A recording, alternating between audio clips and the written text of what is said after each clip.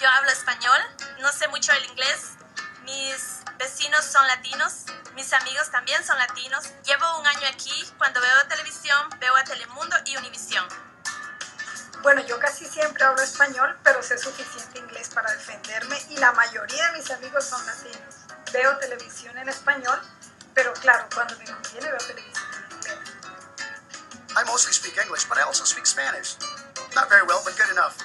Pretty much been here all my life, and most of my friends are from everywhere, but when we talk to each other, we talk in English. I like to watch the American media, but when it comes to football, tiene que ser en español. I was born here. My parents are from Venezuela, and I speak Spanish with them. With everybody else, I speak English, and my friends are mostly from here.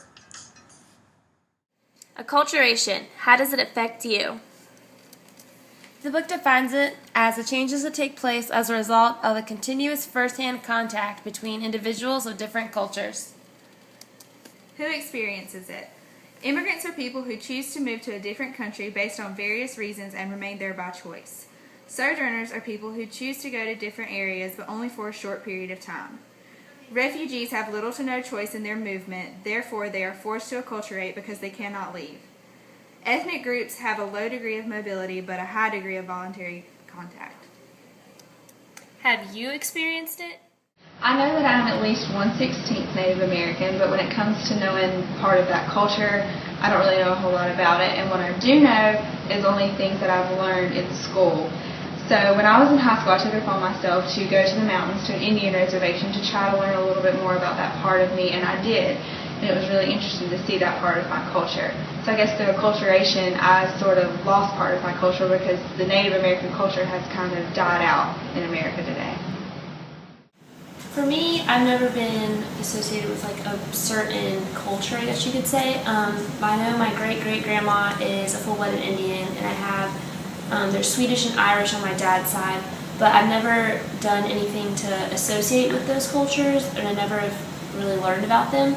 So I guess you could say my culture is pretty much Americanized based on the people that I come in contact with. My family is 100% Irish, and they always tell me that I should be proud of where I came from and to honor our culture. However, on St. Patrick's Day, that's pretty much the only day that I know of to celebrate and honor where I come from and who I am. But I've also been living in America where everyone else gives their cultures a new meaning, so I feel like through acculturation I've lost some but gained some as well. With me, acculturation takes a little different spin because when I grew up, it was in West Virginia and there wasn't a lot of color anywhere. I was the color.